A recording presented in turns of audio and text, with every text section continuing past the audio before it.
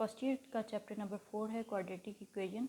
आज हम करने लगे हैं इसको स्टार्ट। और सबसे पहले तो हम लोग ये देखेंगे कि क्वाड्रेटिक इक्वेशन होती क्या है।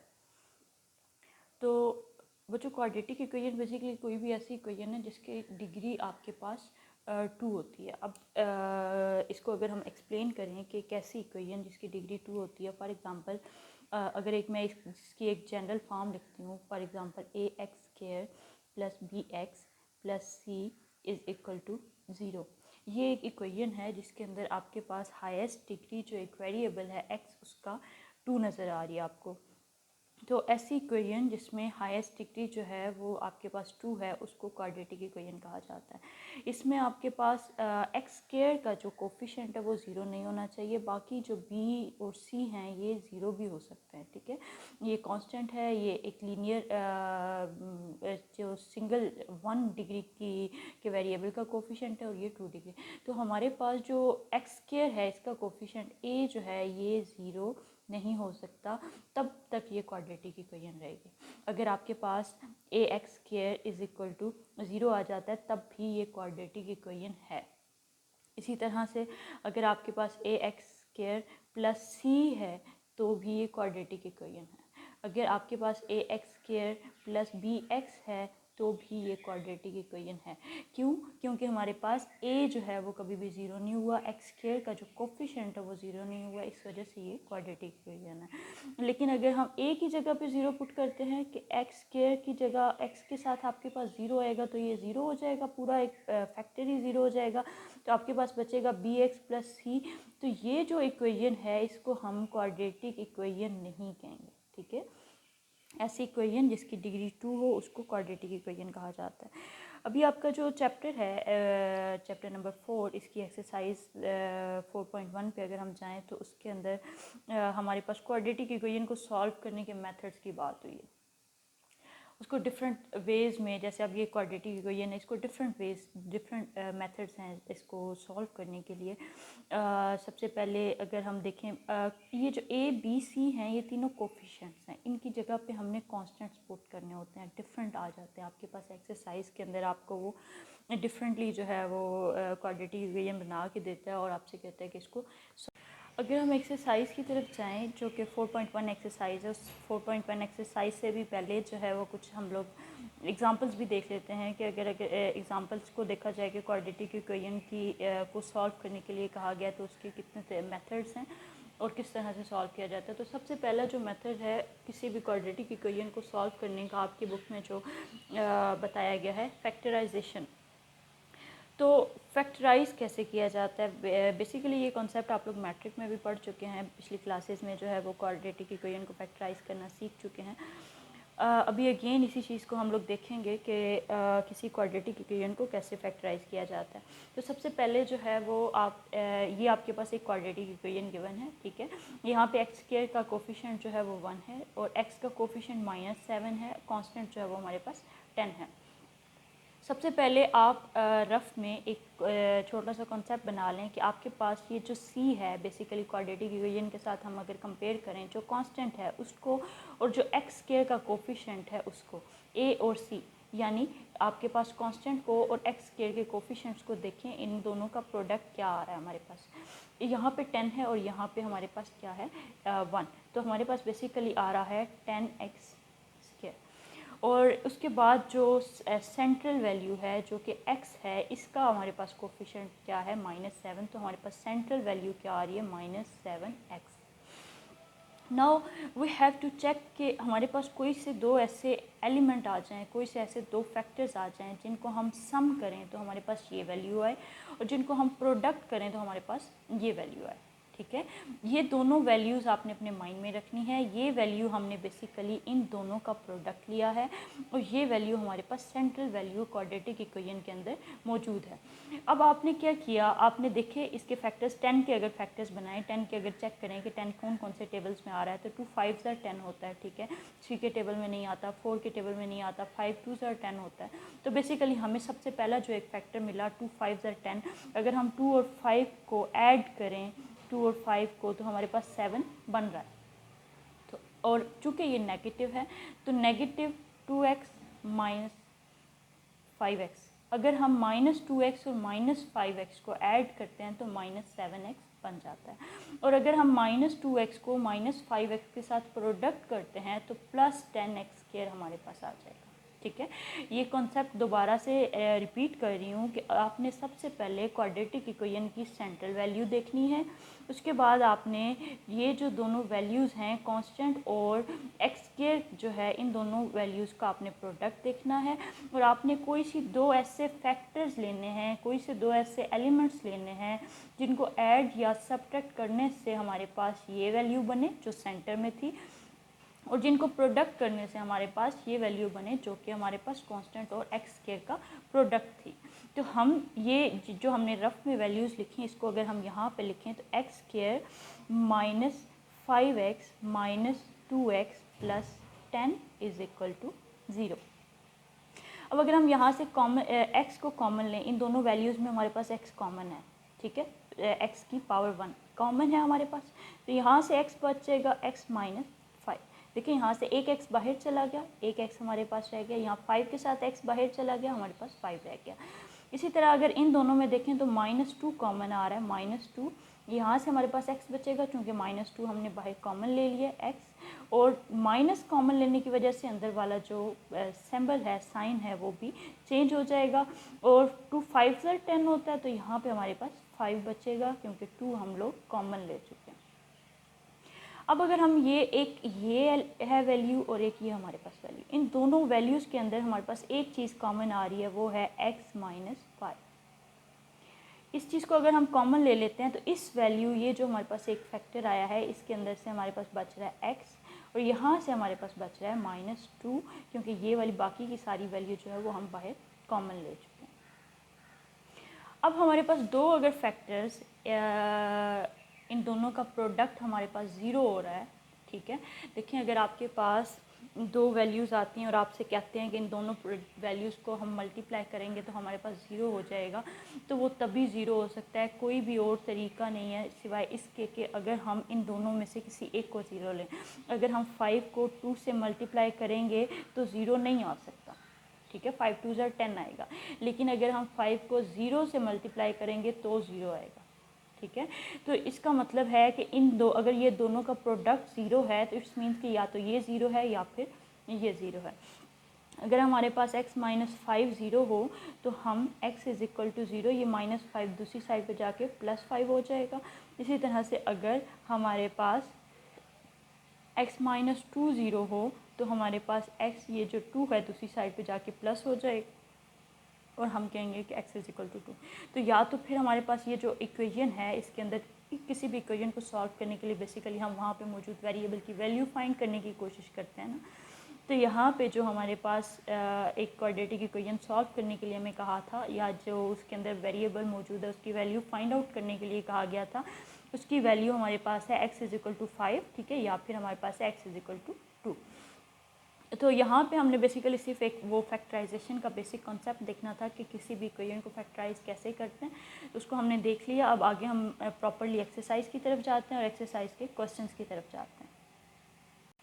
जी स्टूडेंट्स, एक्सरसाइज 4.1 का क्वेश्चन नंबर 1 है हमारे पास, 3x² + 4x + 1 = 0। और हमें कहा गया है कि इस इक्वेशन को जो है वो आप सॉल्व करें फैक्टराइजेशन के मेथड से। तो फैक्टराइजेशन को हम लोग बेसिकली देख चुके हैं कि किस तरह से हम किसी भी क्वाड्रेटिक इक्वेशन को फैक्टराइज करते हैं। तो यहाँ पे हम अगेन देखेंगे कि हमारे पास जो इक्वेशन गिवन है, इसके अंदर x² और कोफिशेंट x² और कांस्टेंट जो है, इन दोनों के कोफिशेंट्स क्या हैं। यहाँ पे x² हमारे पास जो है वो, ये वाली जो पहली टर्म है ये हमारे पास 3x² आ रही है और ये टर्म हमारे पास 1 आ रही है। इट्स मीन्स कि हमारे पास जो इन दोनों का प्रोडक्ट है वो हमारे पास 3x² आ रहा है। ठीक है, इसके बाद जो सेंट्रल वैल्यू मैंने आपसे कही थी कि x जो है, ये वाली जो टर्म है ये आपने देखनी है, ये क्या है, 4x। Now you have to check that कि आपके पास जो कोई भी ऐसी वैल्यू जिसको प्रोडक्ट करने से आपके पास 3x² आए, और कोई भी ऐसे फैक्टर्स जिनको आप ऐड या सब्ट्रैक्ट करें तो आपके पास 4x आए। तो हम अगर देखें कि 3x को और x को फॉर एग्ज़ाम्पल हमने पहले भी ये बात की कि अगर हमें देखना है कि बेसिकली 3 के फैक्टर्स, तो आपको पता है कि 3 एक प्राइम नंबर है और ये सिर्फ 3 के ही टेबल में आता है और वो भी 1s आर, या तो ये 3 पे डिवाइड होगा या फिर 1 पे डिवाइड होगा। तो 3 1s आर 3। अब आप देखिए कि 3 और 1 को अगर ऐड किया जाए तो 4 बन जाएगा। इट्स मीन्स कि आप इसके फैक्टराइजेशन 3 और 1, ठीक है, ये दो फैक्टर्स आप बनाते हैं। अगर आप 3 और 1 को मल्टीप्लाई करते हैं तो 3x² आएगा, और अगर आप 3 और 1 को ऐड करते हैं तो 4x आएगा, ठीक है। तो ये ही जो दोनों वैल्यूज़ हैं इनको हम इस तरह से लिखेंगे 3x² plus 3x plus x plus 1 is equal to 0। अब अगर आप इन दोनों टर्म्स के अंदर देखें कि क्या चीज़ कॉमन आ रही है, एक तो 3 कॉमन आ रहा है और दूसरा आपके पास x कॉमन आ रहा है, 3x, तो आपके पास आ जाएगा x प्लस 1। और ये जो दोनों टर्म्स हैं इनमें से आपके पास कुछ भी कॉमन नहीं आ रहा, तो आप यहाँ पे 1 लिख के इस टर्म को एज इट इज़ लिख देंगे। अब ये हमारे पास दो टर्म्स बन गई हैं, एक ये है और एक ये है। इन दोनों टर्म्स के अंदर अगर आप देखते हैं तो x प्लस 1 और x प्लस 1 ये एक फैक्टर है जो कि दोनों टर्म्स के अंदर कॉमन आ रहा है। तो आप यहाँ पे x प्लस 1 को कॉमन ले लेते हैं, तो हमारे पास जो इस टर्म्स में से बचेगा वो होगा 3x, और यहाँ से हमारे पास बचेगा 1। अब ये दोनों वैल्यूज़ अगर हमारे पास इनका प्रोडक्ट 0 है तो इट्स मीन्स कि या तो हमारे पास x प्लस 1 जो है वो 0 है, ठीक है, या फिर हमारे पास 3x प्लस 1 ये 0 है, ठीक है। तो अगर हम इस वैल्यू को 0 लेते हैं तो ये जो 1 है ये दूसरी साइड पे जाके हमारे पास -1 आ जाएगा। सेम थिंग अगर 3x ये 0, इसको हम 1 को लाते हैं यहाँ पे तो ये -1 हो जाएगा और दूसरी वैल्यू जाके हमारे पास डिवाइड हो जाएगी, तो हमारे पास वैल्यू आ जाएगी -1/3। तो इट्स मीन्स कि हमारे पास अगर हम इस इक्वेशन को सॉल्व करते हैं तो x की दो वैल्यूज़ हैं, या तो हमारे पास x जो है वो -1 आता है या फिर x की वैल्यू हमारे पास आती है -1/3। इसके बाद क्वेश्चन नंबर 2 है हमारे पास। क्वेश्चन नंबर 2 की जो स्टेटमेंट है इसमें है 9x² minus 12x minus 5 is equal to 0। यहाँ पे भी हम जो -5 है और 9x² है इन दोनों का प्रोडक्ट निकालेंगे, हमारे पास आएगा -45x²। उसके बाद हम सेंट्रल वैल्यू देखेंगे वो है -12x, ठीक है। अगर हम इसकी फैक्टराइजेशन करें तो हमारे पास 9 5s आर 45 आता है, उसके अलावा हमारे पास 15 3s आर 45 आता है, ठीक है। और भी हैं कुछ, मतलब इसके फैक्टर्स जब आप देखेंगे तो हम जो है वो डायरेक्टली एक ऐसा फैक्टर देखते हैं जिससे हमारे पास ये वैल्यू आ जाए। तो हमारे पास अगर हम इसको फैक्टराइज़ करें, बच्चों अगर आपको समझ नहीं आती है, किसी भी थोड़ी बड़ी वैल्यू आ जाती है उसको फैक्टराइज़ करने की समझ नहीं आती है, तो आपको छोटी क्लासेस में आपने एलसीएम लेना सीखा होगा, आप 45 का एलसीएम ले लें, ठीक है। नाउ अगर हमारे पास एंड पे वैल्यू 5 आए, 45 है, तो ये सिर्फ 5 पे ही डिवाइड होएगा। 5 9s are 45, 3 3s are 9 and 3 1s are 3। हमारे पास ये तीन फैक्टर्स हैं। अगर हम 3 3s are 9, 5s are 45, 5 3s are 15, 15 3s are 45, मतलब कि हम इसको 15 और 3 ये फैक्टर्स बना सकते हैं। तो अगर आप यहाँ पे ये लिख लें कि 9x² minus 15x plus 3x minus 5 is equal to 0। अच्छा, ये जो वैल्यूज़ मैंने लिखी है इनके साथ साइन नेगेटिव और पॉजिटिव लगाने की वजह यह है कि -15 प्लस 3 जो है वो हमारे पास 12 आएगा, ठीक है। अगर -15 में से हम +3 ये जो वैल्यूज़ हैं ये हम इसके अंदर से निकालेंगे तो हमारे पास -12 बचेगा। और चूँकि हमारे पास -45 था तो हमारे पास दो जो वैल्यूज़ हैं उनका प्रोडक्ट तभी माइनस में आता है जब उनमें से किसी एक की वैल्यू नेगेटिव होती है। तो यहाँ पे -15 को +3 के साथ जब हम मल्टीप्लाई करेंगे तो -45 आ जाएगा आपके पास। इसके बाद अब हम देखते हैं कि इन दोनों वैल्यूज़ में से कॉमन क्या आ रहा है। एक तो हमारे पास x कॉमन आ रहा है और दूसरा हमारे पास 3 कॉमन आ रहा है। तो 3x आप कॉमन ले लेंगे, आपके पास आ जाएगा 3x, और यहाँ से आपके पास आ जाएगा -5, और यहाँ से आपको कुछ भी कॉमन लेने की ज़रूरत नहीं है क्योंकि यहाँ पे कुछ भी कॉमन नहीं है। तो हम यहाँ पे एज़ इट इज़ जो है वो वैल्यू को लिख देंगे। अब आपके पास ये दोनों जो टर्म्स हैं इनके अंदर एक फैक्टर कॉमन आ रहा है 3x माइनस 5, और साथ में आपके पास अगर यहाँ से देखें तो बचा 3x और यहाँ से हमारे पास +1।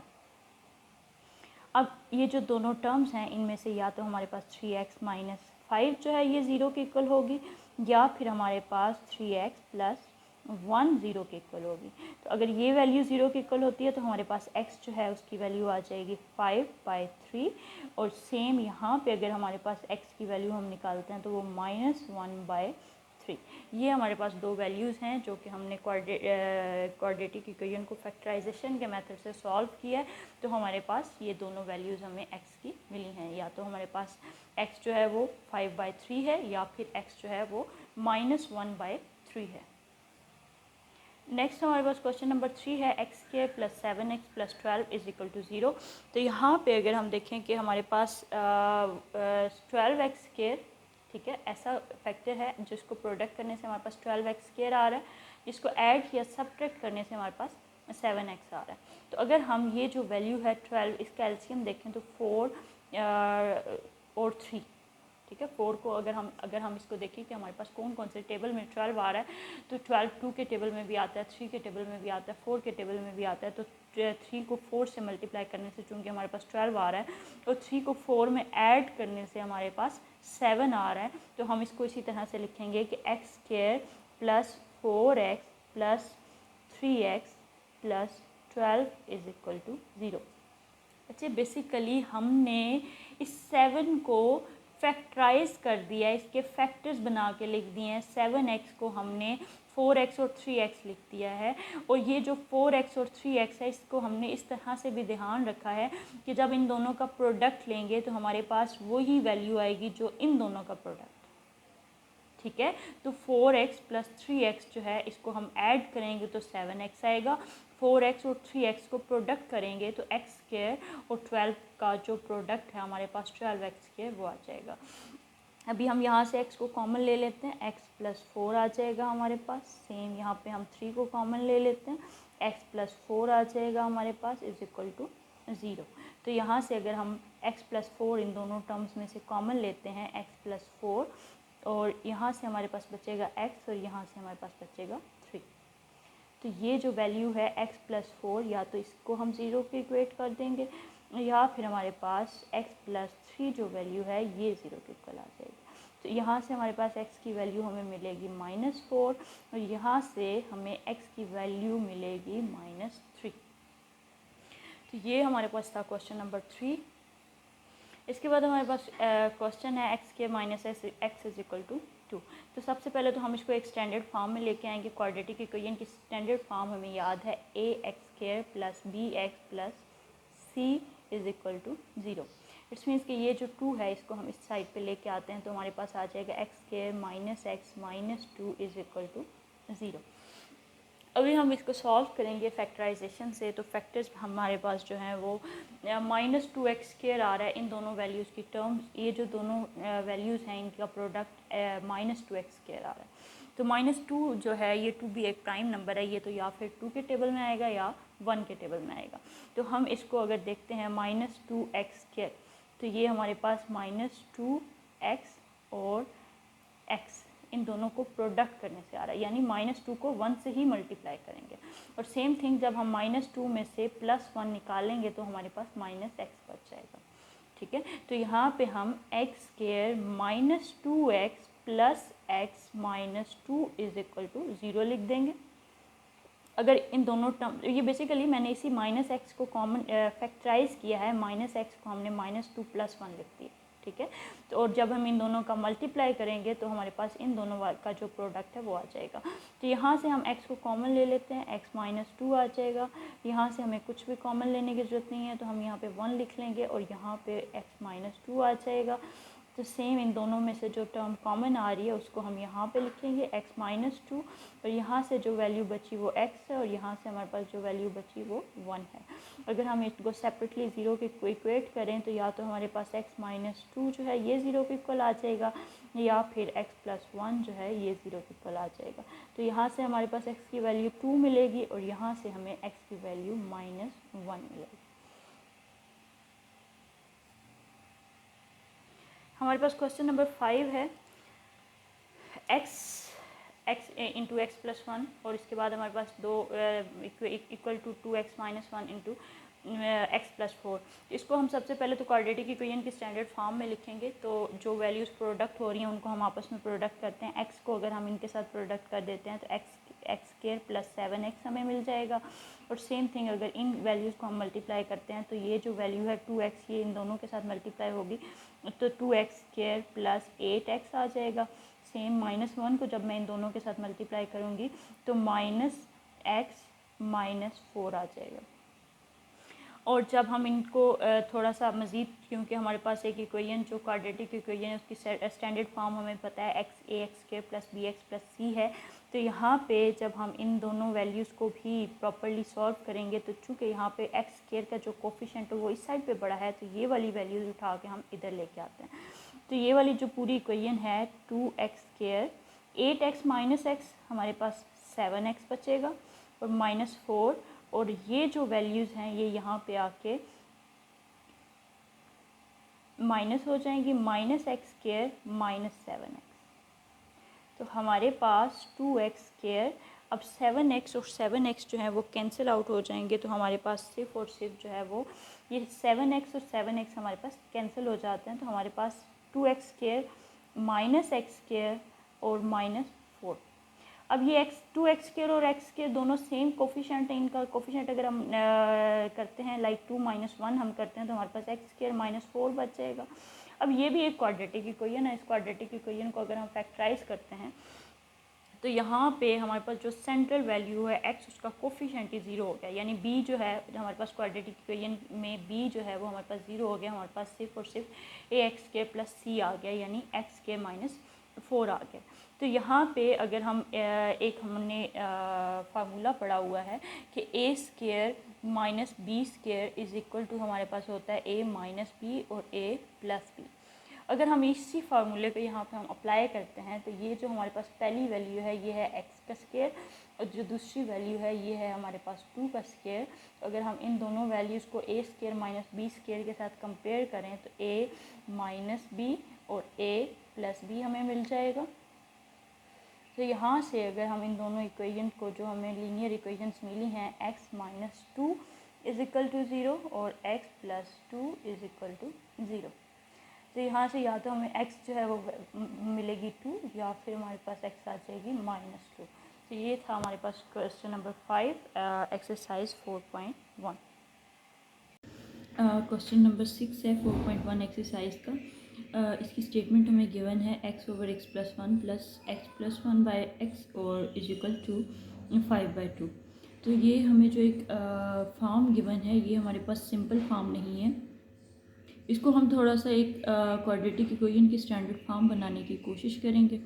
तो उसके लिए हम जो है वो इसको थोड़ा सिंप्लीफाई करते हैं, थोड़ा सॉल्व करते हैं, और जब हमारे पास ये एक स्टैंडर्ड फॉर्म बन जाएगी उसके बाद फिर हम इसके ऊपर फैक्टराइजेशन का मेथड अप्लाई करेंगे। देखें, इसका एलसीएम लेंगे सबसे पहले। जब आप इस साइड पे एलसीएम लेंगे तो x × x + 1 और ऊपर वाली जो वैल्यूज़ हैं वो क्रॉस मल्टीप्लाई हो जाएंगे, x² प्लस, और यहाँ पे हमारे पास x + 1 होल स्क्वायर आ जाएगा और सेम = 5/2। मज़ीद इसको सिंप्लीफाई करते हैं।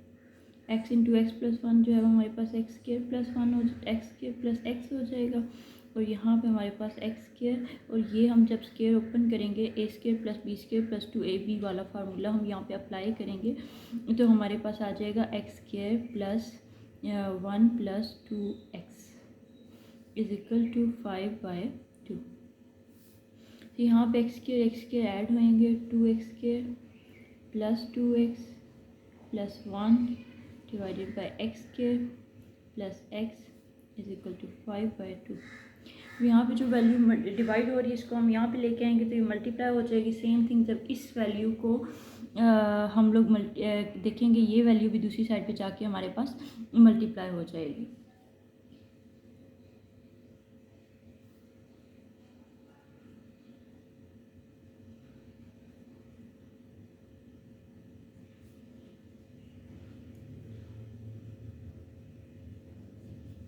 अभी आप इनको सिंप्लीफाई करें, जो वैल्यूज़ बाहर हैं इनको अंदर मल्टीप्लाई कर दें।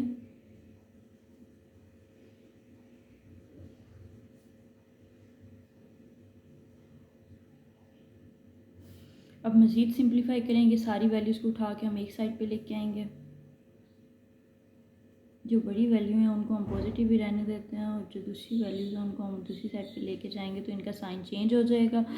4x² जो है वो दूसरी साइड पे जाके माइनस हो जाएगा 4x², और ये 4x भी माइनस हो जाएगा 4x, और 2 भी जो है उसके साथ भी हमारे पास साइन माइनस का आ जाएगा इज़ इक्वल टू 0। तो इसके बाद जो है 5x² में से 4x² जब माइनस होगा तो हमारे पास x² बचेगा, 5x में से 4x माइनस होगा तो x बचेगा, और ये -2 एज इट इज़। अब हमारे पास एक क्वाड्रेटिक इक्वेशन बन गई है जो कि हमारे पास एक स्टैंडर्ड फॉर्म है और जिसके ऊपर हम फैक्टराइजेशन का मेथड अप्लाई कर सकते हैं। अभी हमने इस +x को फैक्टराइज करना है, इसके ऐसे फैक्टर्स बनाने हैं कि मल्टीप्लाई करने से 2x आए, 2x² और -2x² और प्लस या माइनस करने से हमारे पास +1 आए। तो हम यहाँ पे लिखेंगे x² + 2x - x -2 is equal to 0। Basically अगर हम +2 को मल्टीप्लाई करते हैं -1 के साथ तो -2 ही आएगा, और अगर +2 में से 1 को माइनस करते हैं तो +1 आएगा। मतलब ये जो हमारे पास रिक्वायर्ड कंडीशन है वो हमारे पास बन रही है। तो x हम कॉमन लेंगे, x + 2, सेम यहाँ से -1 कॉमन आ रहा है हमारे पास, x + 2 इज़ इक्वल टू 0। तो x + 2 और यहाँ से हमारे पास बचेगा x - 1 इज़ इक्वल टू 0।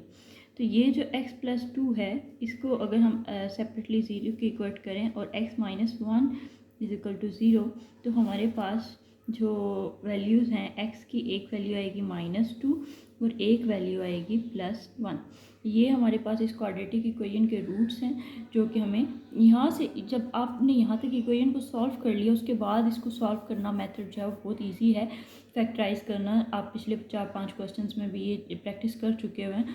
लेकिन ये चीज़ देखिएगा कि अगर आपके पास इस तरह की इक्वेशन आ जाती है, जैसे ये एक थोड़ी डिफरेंट इक्वेशन है, क्वाड्रेटिक इक्वेशन की सिंपल फॉर्म नहीं है, तो इसको पहले आप सॉल्व करेंगे, थोड़ा सा सिंप्लीफाई करेंगे, क्वाड्रेटिक इक्वेशन बनाएंगे।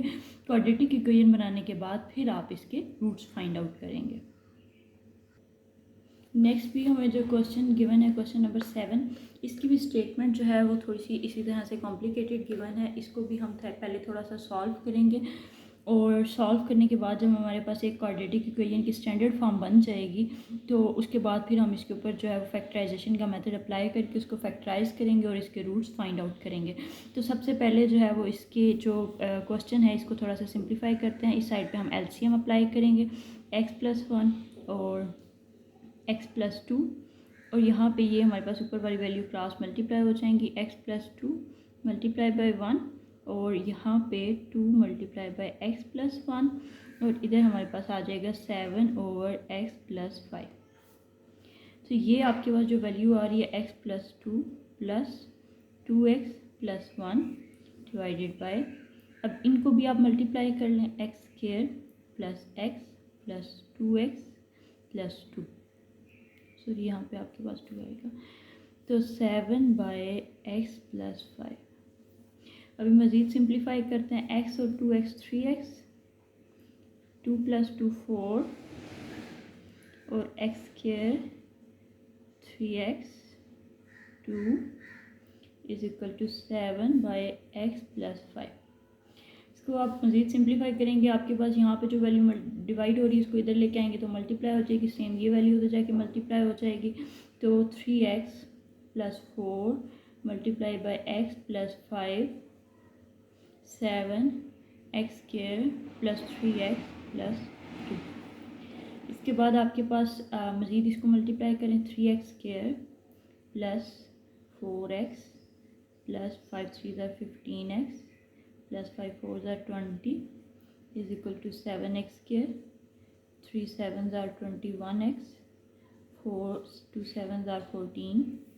ये आपके पास वैल्यूज़ आ गई हैं। सिंप्लीफाई करें, आप एक ही साइड पे सारी वैल्यूज़ को उठा के लेके आएँ और उसको सॉल्व कर लें, तो आपके पास जो x² का बड़ा कोफिशिएंट है उस साइड पे सारी वैल्यूज़ को उठा के लाएँ। यहाँ पे हमारे पास 7x² बड़ा है तो हम ये वैल्यूज़ पॉजिटिव ही रहने देते हैं, इनको इधर ही रहने देते हैं, और दूसरी जो साइड है वहाँ से वैल्यूज़ जो हैं उनका साइन चेंज करेंगे।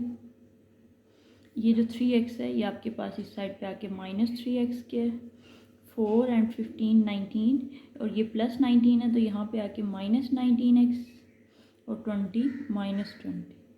ये आपके पास एक इक्वेशन आ गई। इसको आप मज़ीद सिंप्लीफाई करेंगे तो आपके पास आ जाएगा 7 - 3 4x², 21 - 19 2x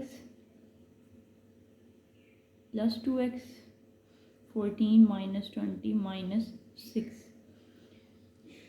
ये आपके पास एक क्वाड्रेटिक इक्वेशन की स्टैंडर्ड फॉर्म बन गई है।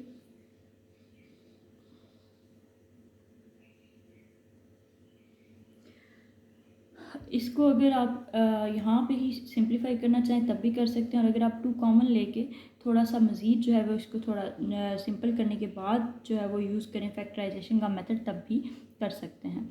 तो 4x² में से अगर हम यहाँ से 2 कॉमन लेते हैं, पूरी टर्म में से पूरी जो इक्वेशन है, तो 2x² + x - 3 = 0।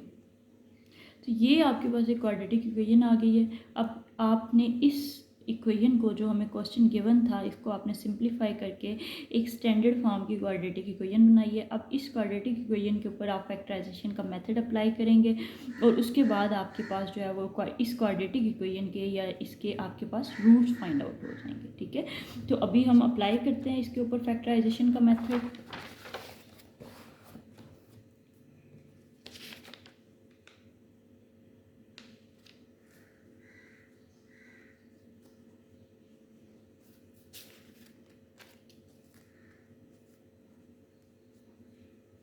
ये आपके पास इक्वेशन है।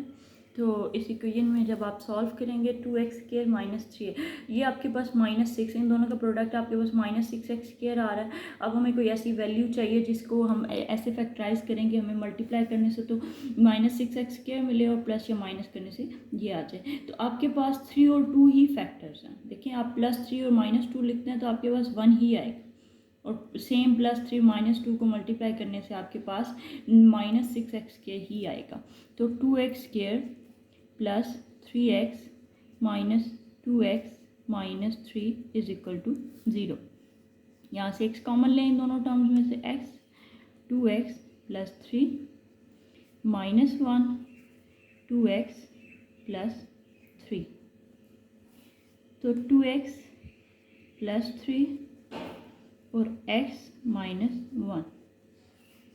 यहाँ से आपके पास 2x + 3 जो है ये वैल्यू 0 के इक्वल होगी, तो आपको x मिलेगा 3/2 -3/2। और सेम यहाँ से आपके पास x - 1 जो है, इसको आप 0 के इक्वल रखेंगे तो आपको x मिलेगा 1। ये हमारे रिक्वायर्ड रूट्स हैं जो कि हमें फाइंड आउट करने थे क्वेश्चन नंबर 7 एक्सरसाइज 4.1।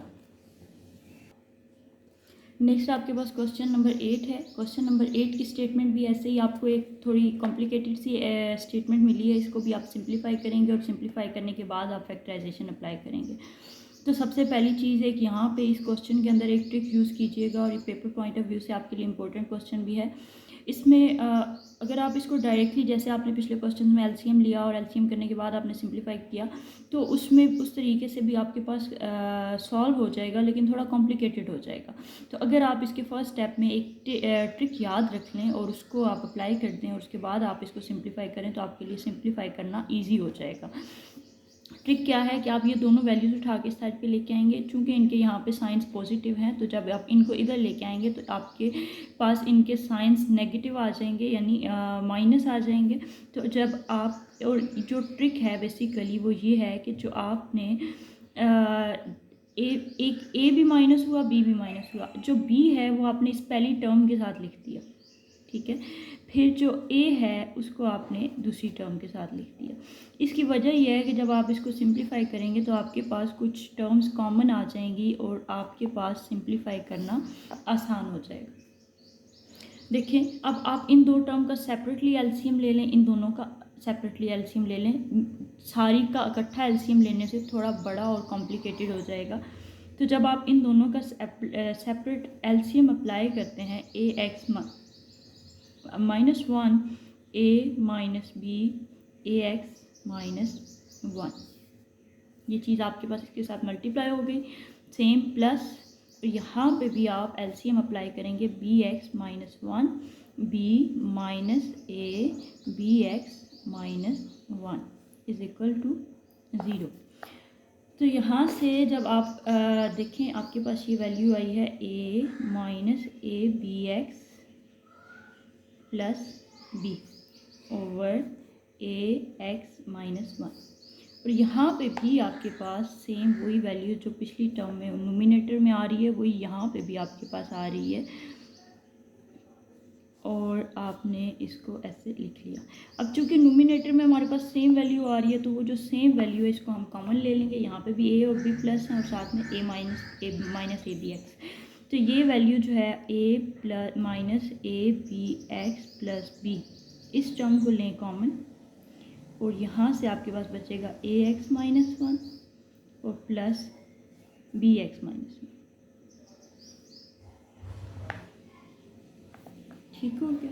तो ये आपके पास जो वैल्यू आई है a minus A B x plus b, और ये साथ जो अंदर वैल्यू है इसका हम अगेन एलसीएम अप्लाई करते हैं।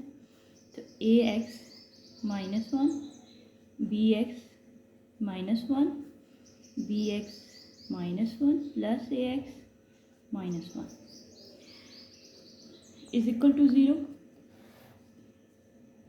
तो आपके पास a minus A B x plus b a x plus b x minus 2, और यहाँ पे आपके पास ये वैल्यूज़ आ जाएंगी। अच्छा, जहाँ पे जो डिनोमिनेटर में वैल्यूज़ हैं, चूँकि दूसरी साइड पे आपके पास 0 है तो ये वैल्यूज़ दोनों दूसरी साइड पे जाके मल्टीप्लाई होंगी तो 0 हो जाएंगी। 0 किसी भी चीज़ के साथ मल्टीप्लाई होता है तो 0 कर देता है उस वैल्यू को। तो ये दोनों वैल्यूज़ चूँकि यहाँ पे डिवाइड हो रही हैं, इनको उठा के जब हम इस साइड पे लाने की कोशिश करेंगे तो ये हमारे पास 0 हो जाएंगी। तो हमारे पास दो टर्म्स बच जाएंगी यहाँ पे, a minus A B x plus b और साथ में a x b x minus 2। ये दो टर्म्स हैं हमारे पास जिनका प्रोडक्ट 0 के इक्वल है।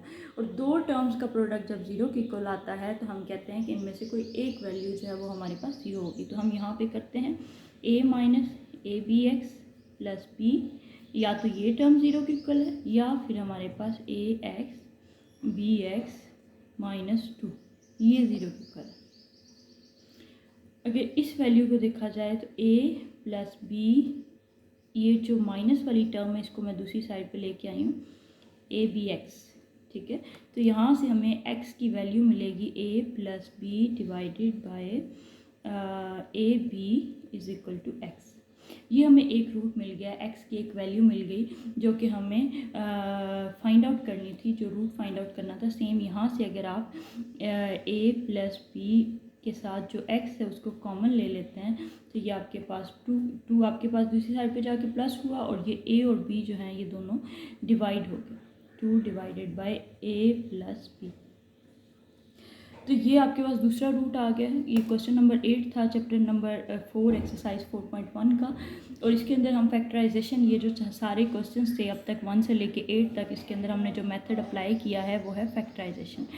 और फैक्टराइजेशन को अप्लाई करने से हमारे पास जो रूट्स आए हैं उनको हमने फाइंड आउट किया है और सॉल्व किया है। इसके बाद आगे जो क्वेश्चन नंबर 9 से ऑनवर्ड हैं क्वेश्चन नंबर 14 तक, इनमें हम कंप्लीटिंग स्क्वायर का फार्मूला यूज़ करेंगे। तो उसके लिए आप नेक्स्ट लेक्चर देखें, उसमें आपको जो है वो सारे नेक्स्ट जो क्वेश्चंस हैं 4.1 एक्सरसाइज के उनका सोल्यूशन मिल जाएगा। और इसके अलावा स्टूडेंट्स, अगर आपको ये जो क्वेश्चंस हैं जैसे फैक्टराइजेशन का हमने टॉपिक किया, या चैनल के ऊपर जितने भी वीडियोस अपलोड हुई हैं उनमें आपको किसी क्वेश्चन में आपको कोई प्रॉब्लम आता है, आपको समझ नहीं आती है, आपको किसी स्टेप की समझ नहीं आती है, तो आप उस चीज़ को पूछ सकते हैं, क्वेश्चन कर सकते हैं, आप कमेंट सेक्शन में क्वेश्चन कर सकते हैं। तो आपको उस चीज़ का आंसर देने की कोशिश की जाएगी। ये आपके लिए भी हेल्पफुल होगा, हमारे लिए भी हेल्पफुल होगा। इसके अलावा आप लोग वीडियोज़ जो हैं लाइक करें, शेयर करें, सब्सक्राइब करें चैनल को। मिलते हैं नेक्स्ट वीडियो में इंशाल्लाह।